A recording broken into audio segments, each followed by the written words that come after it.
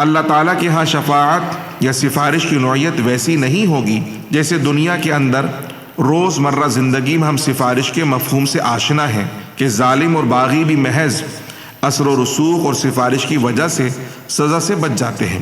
اللہ تعالیٰ کے ہاں شفاعت مذکورہ طبقات کے اعزاز و اکرام کے لیے ہوگی۔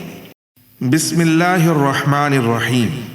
عن عثمان بن عفان رضی اللہ عنہ قال قال رسول اللہ صلی اللہ علیہ وسلم یشفع یوم القیامت ثلاثۃ الانبیاء ثم العلماء ثم الشہداء۔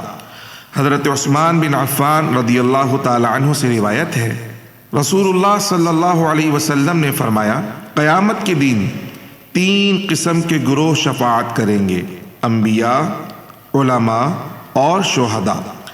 اس حدیث مبارکہ سے جو ہمیں علم حاصل ہوا وہ یہ کہ قیامت کے دن اللہ تعالیٰ کے دربار میں جو شفاعت ہوگی اس کی 2 بڑی قسمیں ہیں۔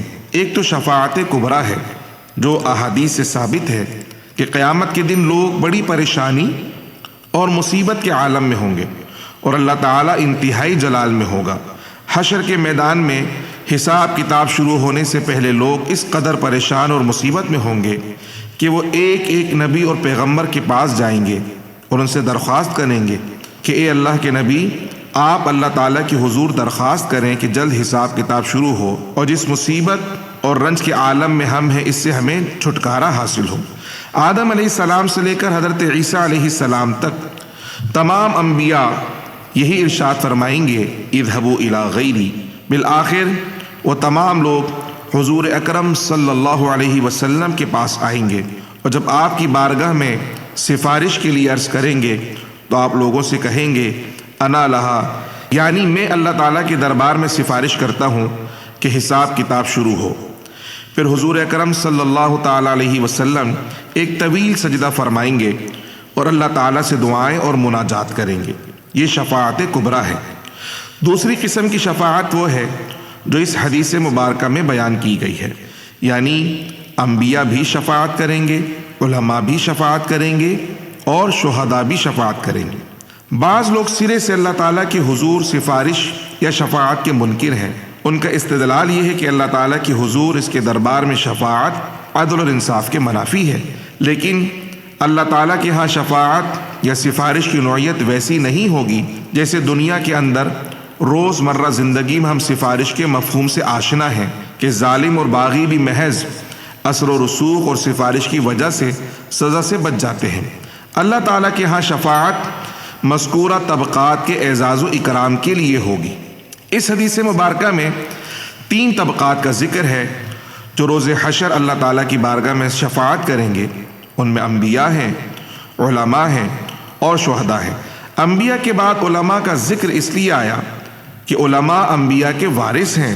جو علوم اور معارف انبیاء دنیا میں چھوڑ کر جاتے ہیں، علماء اس کی حفاظت کرتے ہیں۔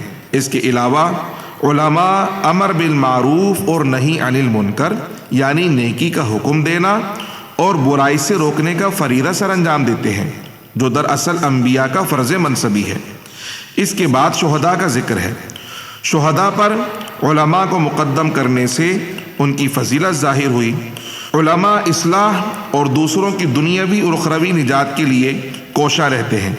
ان کی جد و جہد سے اجتماعی مصالح اور بہت سارے لوگوں کی بھلائی وابستہ ہوتی ہے۔ شہداء بھی اللہ تعالیٰ کی دین کی سربلندی اور حفاظت کے لیے اپنی جانیں اللہ کی راہ میں قربان کرتے ہیں، اور علماء بھی اللہ کی دین کی سربلندی اور اس کی حفاظت کے لیے پوری زندگی کوشاں رہتے ہیں۔